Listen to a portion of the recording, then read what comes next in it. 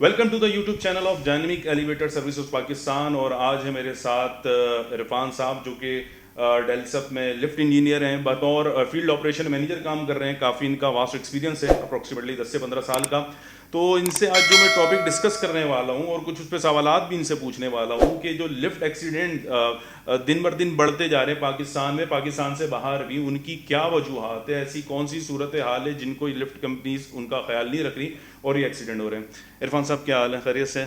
जी अल्हम्दुलिल्लाह। अच्छा, आप समझ तो गए होंगे कि किस टॉपिक के बारे में बिल्कुल, आपसे बात करना चाहता हूँ और क्या सवालात हैं जो मैं आपसे पूछना चाहता हूँ। तो बिल्कुल। पहला मेरा आपसे सवाल है कि एक वो ऐसे कौन से बेसिक से रीजंस हैं जिनकी वजह से लिफ्ट एक्सीडेंट हो रहे हैं? देखिए, इसके पीछे वैसे बहुत सी वजूहत है, लेकिन मैं कुछ आपको मेन बताता हूँ कि जब हम लिफ्ट लेते हैं, मार्केट में बहुत से ऑप्शंस अवेलेबल होते हैं, सस्ते से सस्ते, महंगे, अच्छी क्वालिटी के। तो लोग जो मतलब सस्ती चीज़ों को प्रेफरेंस देते हैं कि भाई हम सस्ती से सस्ती लगवा लें, और थोड़ा सा पाकिस्तानी माहौल भी ऐसा है कि दो नंबर जी। चीज़ें भी होती हैं। तो उसकी वजह से इस तरह के हादसे होते हैं। ठीक है, दूसरा लिफ्ट की होती है मेंटेनेंस। मंथली मेंटेनेंस करना इसका बहुत ज़रूरी होता है, जिसमें इसकी फ़िटनेस टेस्ट भी होती है कि सारी चीज़ें सब प्रॉपर काम कर रही हैं नहीं कर रही। और अब पाकिस्तान में कल्चर है कि फ्रीलांसर्स को या किसी इंडिविजुअल को हायर कर लिया जाता है बिल्डिंग्स वालों की तरफ से या किसी भी मैनेजमेंट की तरफ से। वो थोड़े से पैसों में उनकी लिफ्ट मेंटेनेंस कर रहे होते हैं। वो मेंटेनेंस क्या कर रहे होते हैं, जस्ट कभी ट्रबल शूट हुई लिफ्ट में तो वो उसको हैंडल कर लेते हैं या इंस्टेंटली कुछ रेमेडी दे देते हैं, वो लिफ्ट वापस चल पड़ती है। और कुछ इसी तरह के ही लोग होते हैं जो अगर किसी सेफ्टी में कोई ख़राबी आती है, कोई सेफ्टी स्विच ख़राब हो जाता है, कोई सेंसर ख़राब हो जाता है, तो बजाय कि उसको प्रॉपर तरीके से बदला जाए, वो करते ही हैं कि फॉर टाइम रिलीफ के लिए उस सेफ्टी को बाईपास कर देते हैं, जो कि एक हैज़र्ड बन जाता है। मतलब पैसेंजर ट्रैवल कर रहा है, उसकी जान को ख़तरा है। और फिर इस तरह के हादसे उन्हीं लिफ्टों में होते हैं कि सेफ्टीज़ बाईपास हो रही हैं, आज एक हुई कल दूसरी हुई। मैनेजमेंट की तरफ से भी इम्पोर्टेंस नहीं है, और जो काम कर रहे हैं वो भी इस चीज़ को इम्पोर्टेंस नहीं देते हैं। ना मतलब उनको अपनी रेपुटेशन की परवाह होती है, ना बिल्डिंग की कोई रेपुटेशन की परवाह होती है। तो फिर इस तरह काम करने के बाद उसके इस तरह हादसे रिपोर्ट। मेन जो रीज़न है कि पैसे जब लोग बचाते हैं, पैसे बचा, फिर वो ऐसी कंपनीज को या ऐसे फ्रीलांसर को अप्रोच करते हैं जिसके पास यानी इतनी टेक्नोलॉजी नहीं होती, इतनी मशीनरी नहीं होती, कोई ऑथेंटिकेशन नहीं होती उसके पास किसी बिल्कुल, इक्विपमेंट में, जो ये ऐसे ही है। हादसा हो जाते हैं। बिल्कुल अच्छा ऐसे ही। इरफान साहब, एक बात मुझे ये भी बताएं कि अब जैसे मेंटेनेंस के हवाले से आपने बात की, तो रेगुलर मेंटेनेंस, अब रेगुलर हो इसमें मंथली हो, वो तो आप बेहतर बता सकते हो, वो मेंटेनेंस और इंस्पेक्शन कितनी ज़रूरी है लिफ्ट में? देखें, ये बहुत ज़्यादा ज़रूरी है। मंथली मेंटेनेंस होना, जैसे मैंने अभी बताया भी था, मंथली फिटनेस टेस्ट होना। अच्छा, इसमें क्वार्टरली भी कुछ चीज़ें चेक होनी चाहिए, ईयरली भी कुछ चीज़ें चेक होनी चाहिए, और ये लाजमी है होनी चाहिए। क्योंकि लिफ्ट आप एक दिन दो दिन या साल भर वाला इक्विपमेंट तो है नहीं, ये चलती हैं 15 साल, 20 साल, 25 साल।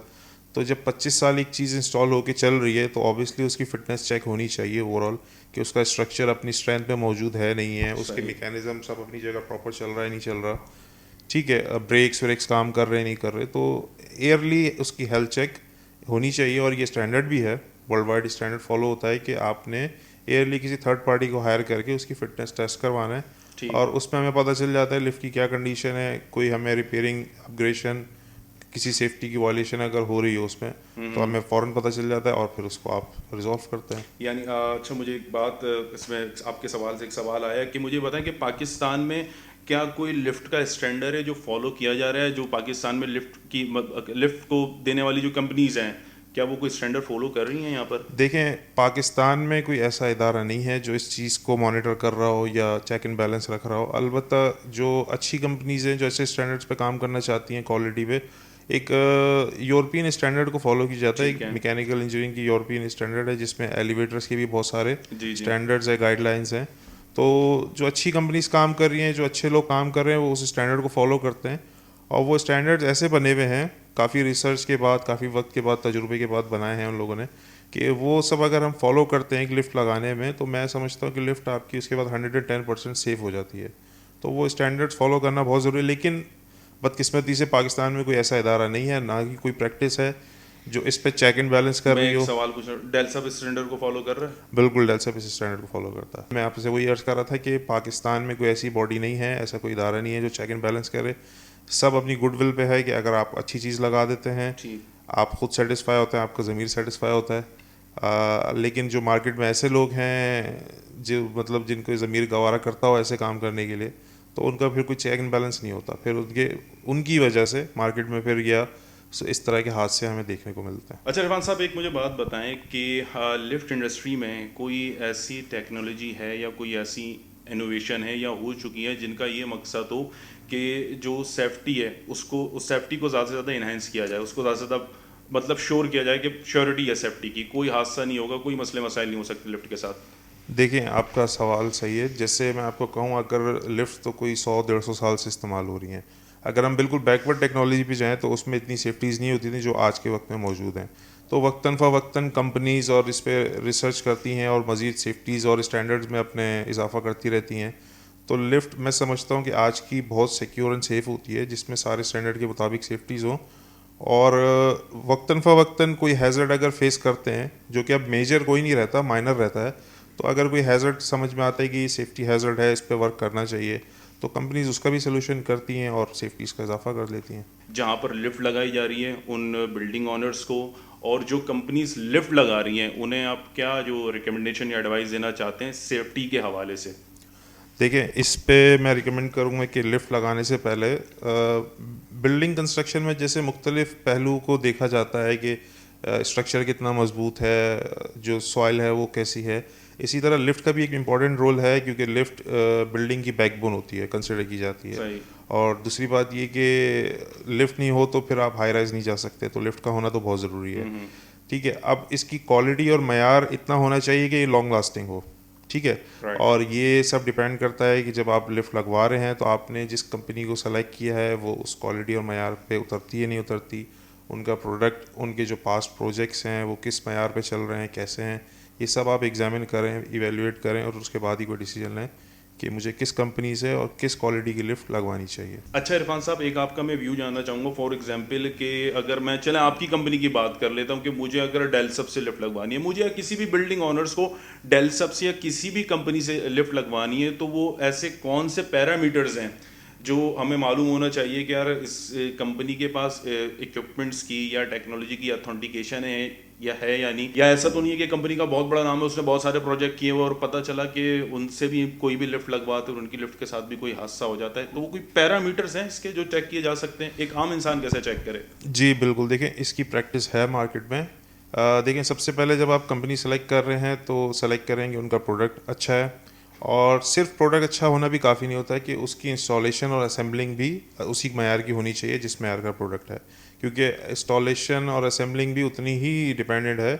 कुछ हमारे ऐसे प्रोजेक्ट्स हैं जिस पे हमने सुना है कि चाइनीज़ टीम्स आई हैं और उन्होंने पाकिस्तान यानी यहाँ से लोकल टीम्स हायर करके कोलैबोरेशन में लिफ्ट्स इंस्टॉल किए, हाई राइज प्रोजेक्ट्स किए, लेकिन वो इंस्टॉलेशन उस मयार पे नहीं कर सके जिस मयार पे होना चाहिए था। अब उसके बाद ये है कि उसमें फिर वही सेफ्टी हैज़र्ड्स भी हैं और सिस्टम में ख़राबियाँ भी इतनी है कि लिफ्ट स्मूथली ऑपरेशन भी नहीं होती।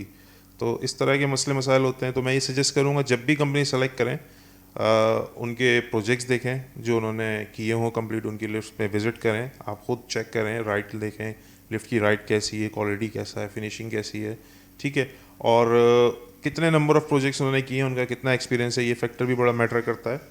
ठीक है, और तीसरी चीज़ ये मार्केट में प्रैक्टिस है कि आप जब आपने देखा होगा कि आप गाड़ी परचेस करते हैं तो उसका कैटलॉग पढ़ते हैं, आप टेक्निकली उसको समझते हैं, वैसे ही लिफ्ट को भी आप समझते हैं पढ़ के, लेकिन आपको फिजिकली चेक करने के लिए कोई एक्सपर्टी चाहिए। तो ऐसी सर्विसेज भी हैं मार्केट में कि आप थर्ड पार्टी हायर कीजिए जो आपके कॉन्ट्रैक्ट के मुताबिक आपकी लिफ्ट की वैल्यूएशन करे, उसकी सेफ्टी, उसकी फिटनेस, हेल्थ चेक करे और आपको रिपोर्ट करे, ताकि जब आपने लिफ्ट लिया आप 100% सेटिस्फाई हो सकें, जो चीज़ मैंने ली है वो 100% सेटिस्फाई हों कि सिक्योर है, सेफ़ है पैसेंजर के लिए और रिलायबल है, नहीं है।